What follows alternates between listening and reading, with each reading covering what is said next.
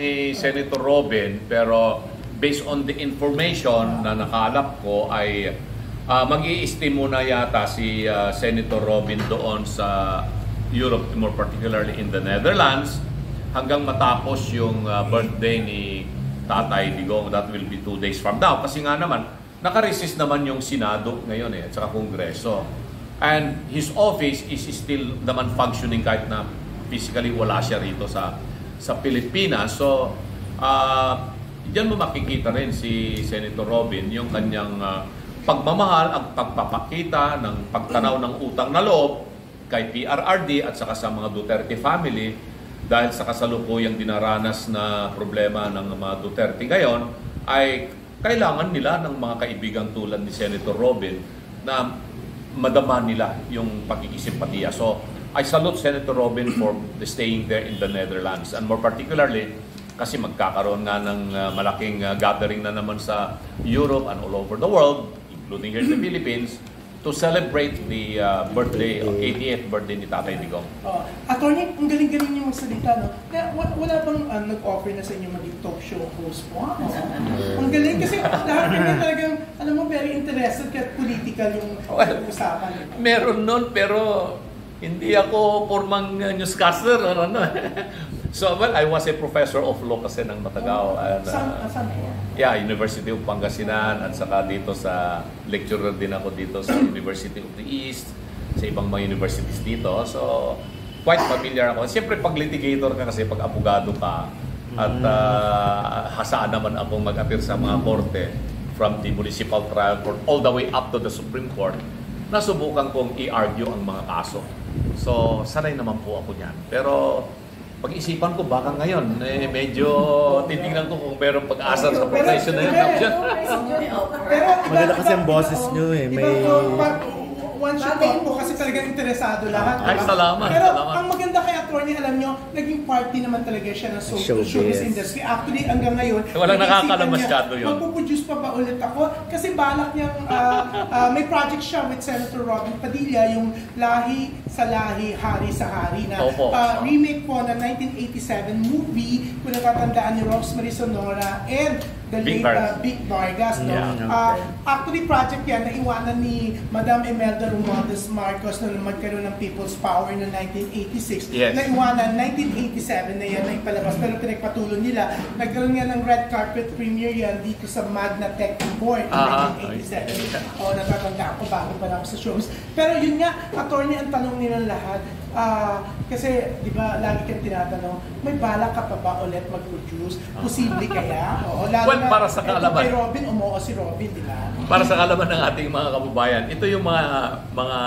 ibang bagay na ginagawa. Hindi ko talaga nilalabas yung mga naging karanasan ko sa buhay tulad niyan, yung pagpuproduce ng pelikula.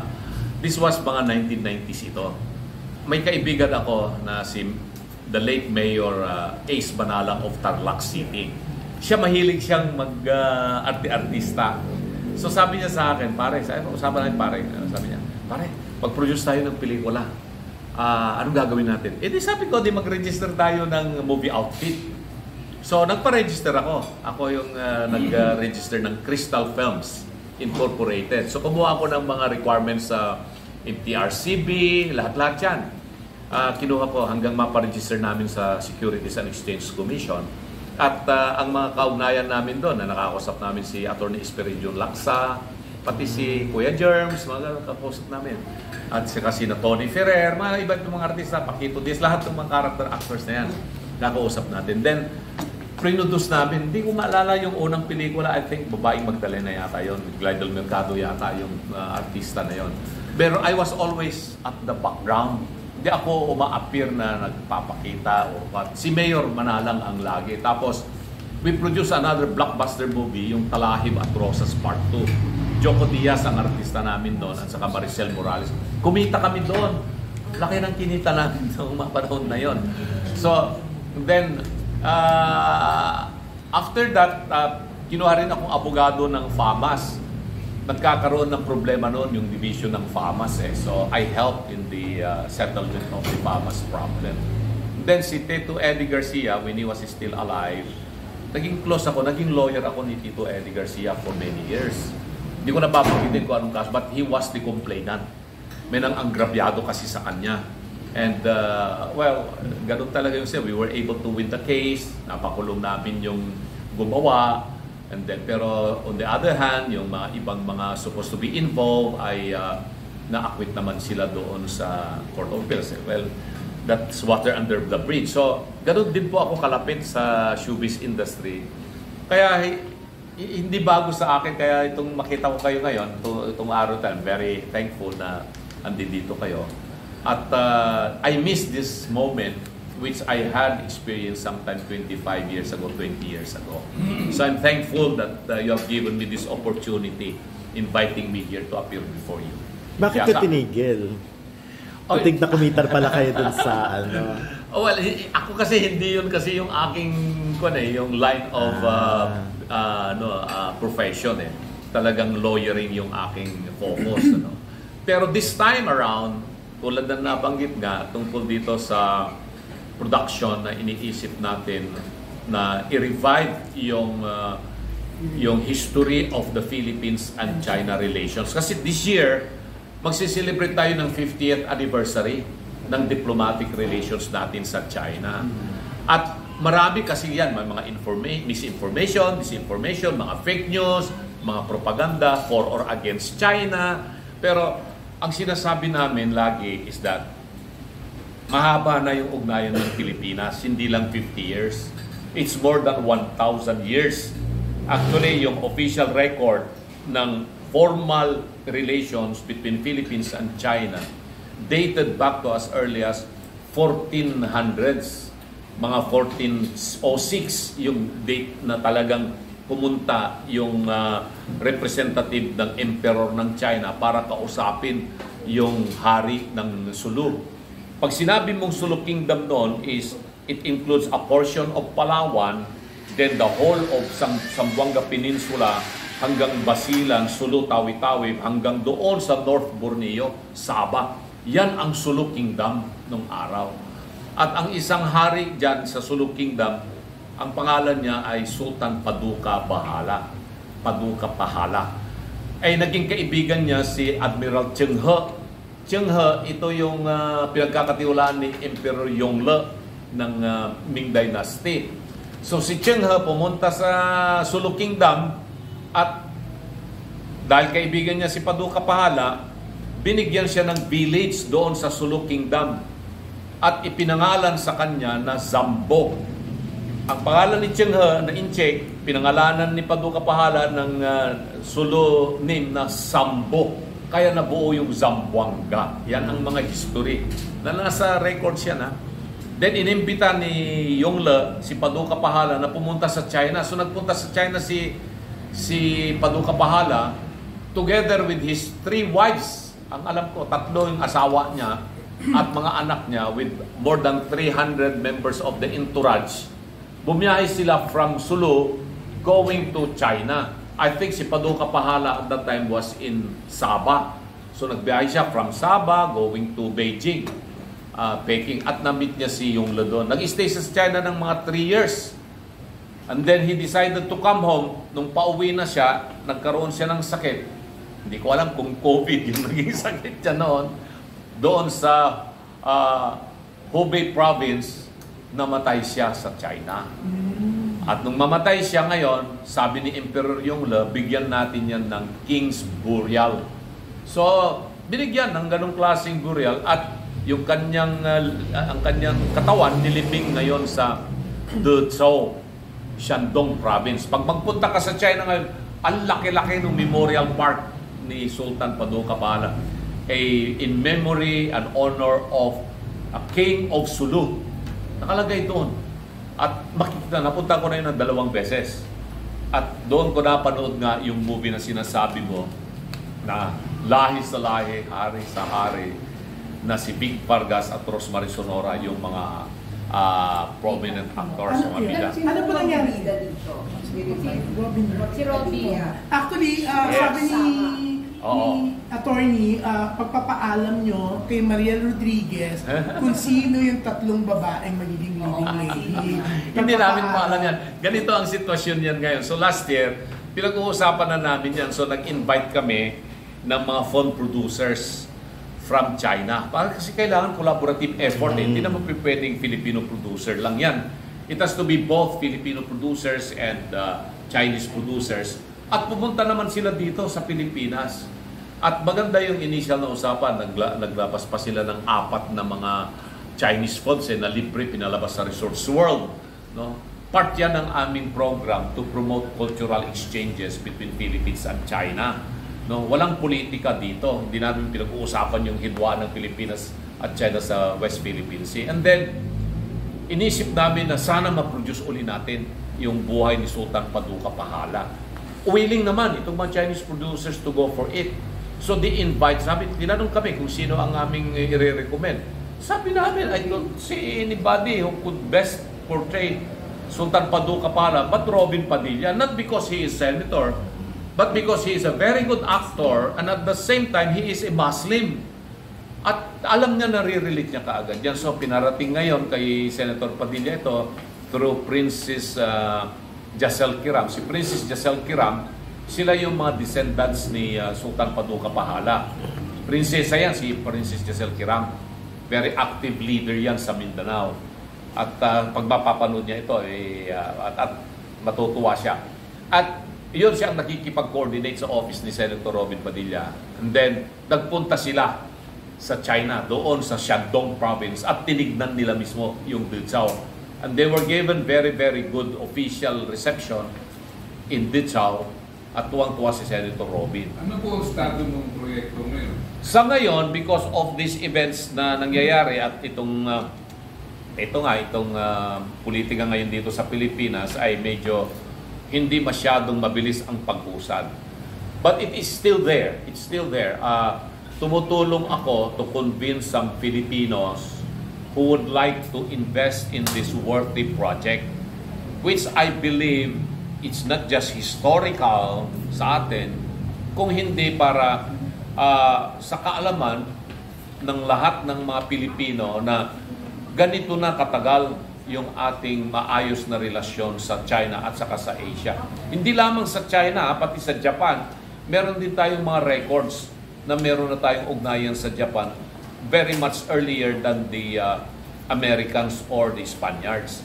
So yan ang mga gusto natin sanang maintindihan na magkaroon na tayo ng talagang tunay na Asian identity.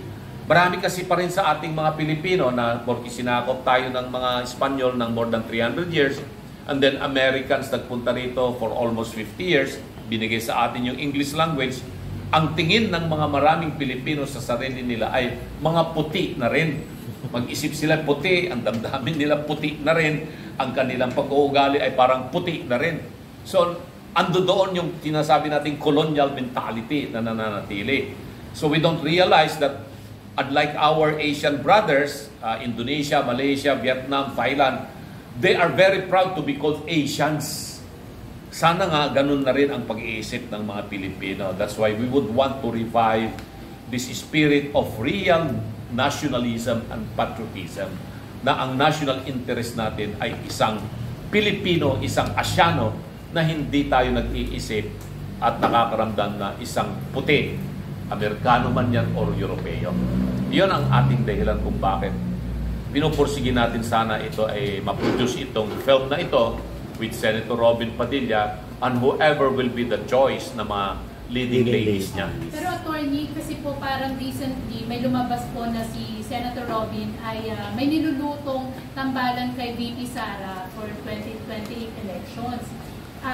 According din po kay dating presidential spokesperson Harry Roque, tinawag niya pong VP si Robin sa Hague, Netherlands. Palagi ko masyadong maaga pa na pag-usapan natin yung 2028 elections. Too early. As of now, we have a 2025 forthcoming election this May. Dito muna tayo focus. After the elections in 2020, malahaba pa yan eh. We have to attend first to the needs of our countrymen and our nation. Pag yung mga nanalong mga senador at congressmen, mga local government officials itong 2025, mag-focus muna sila for the next 2 years, paano sasagutin itong mga problema ng bayan kasi napakarami. Corruption na naglipana, matataas na mga bilihin, hindi kaya na ng mga Pilipino, yung kriminalidad, droga, at trabaho, etc. 2 years, pwede pa, from 2025 to 2027. Pagdating ng 2027, 1 year before the election, larga na kung sino yung mga gustong tumakbo sa pagka-presidente. At bilang supporter po ni Tatay Digong, kayo po ba personally gusto niyo pong maibalik dito ang dating Pangulo? Kasi may naging pahayag din po si VP Sara na kapag nauwi siya dito, baka po matulad siya kay Nino. Oo, yan. Alam mo, yan na naman ang masama sa ating mga propaganda eh. Ganon ang pagkasabi ni VP Inday na sinabihan ko si tatay ko na pag pinilit mo na mauwi ka agad at mauwi ka doon, baka matulad ka kay Ninoy Aquino. Ibig sabihin, baka mapatay ka. Baka patayin ka rin sa airport kasi kung kaya ka nilang kinidnap at dinala rito, kaya nilang pinatay si Ninoy, hindi imposible na mangyari din sa'yo. There was no attempt to compare Tatay Digong with Ninoy Aquino. Magkaiba yung identity at character ng dalawang tao. They don't claim na si Digong ay tulad ni Ninoy. Magkaiba. And yan ang masama sa mga propaganda, mga spin doctors ng gobyerno. So, ang konteksto ng pagkasabi ni VP Inday is that ako personally talagang gusto ko siya mabalik agad. At gusto ko rin na dito siya mademanda sa Pilipinas para malinis ang kanyang pangalan sa hustisiyang umiiral dito sa ating bansa. Kaya gusto ko siyang mabalik agad dito sa Pilipinas. At ang problema kasi, siyempre, hindi natin alam ang mga gaano kabilis ang proseso doon sa ICC. Sa hanggang ngayon nga hindi pa magkakaroon ng pagdinig ba? At September 23 pa yung susunod na pagdinig. So, maraming nagsasabi na hindi na makakaalis doon si PRRD, na ang pag-asa na lamang niya kung ma-acquit siya, etc. Pero ako kasi ay optimist ako palagi na meron namang ibang mga pamamaraan kung gugustuhin ng pamahalaan. Aminin lang ng pamahalang Pilipinas na nagkamali sila at huwag na nilang ipagpilitan yung kanilang mga binabanggit na justification kung bakit nila ginawa yung pag-aresto at pag-kidnap at pag-biyahe kay Tatay Digong. Through diplomatic channels. Remember, ang ICC is composed of more than 120 countries all over the world. At sila ang nagbibigay ng financial support, budget, more particularly the countries of France, Germany, and United Kingdom. Lahat naman itong mga bansang ito ay malapit ang Pilipinas. So, malaki ang impluensya ng France, Germany, at saka United Kingdom sa ICC. So, pwedeng gamitin ang diplomatic channels. Pwedeng magamit para mapabilis yung proseso. Hindi natin sinasabi kaagad palayain nila si Tatay Digong. Pwedeng sabihin, bilisan nyo yung pagdinig kay Duterte dyan. Kasi buong mundo na ang humihingi ng itong pagdinig kay PRRD. Nakita na nila doon sa buong Europe, buong mundo, kung ano yung impluensya ng isang Digong Duterte. So, yun siguro ang pwede nating gawin sa ngayon. Pero pag-aasa tayo doon sa kanilang proseso, under the ICC rules, matagal. Pero sir, kumusta yung mga like sila Philip Salvador sa kampanya? Last na to. Okay naman. Ipe is a very good speaker. He is very passionate. He talks a lot of sense. And of course, ang daming mga tagahanga niya, supporters niya, naghihiyawan. Lalo-lalo na mga kababaihan. Diyos ko po. Yung mga middle ages, sabi na natin. Hindi naman senior citizen. Talagang pag sinabi mo, Epi Salvador, siya pa rin ang pinaka-popular sa amin lahat. Pero wala naman po siyang hinahalikan. Siya ang hinahalikan. Siya ang hinahalikan. Anyways, ito, pang last na.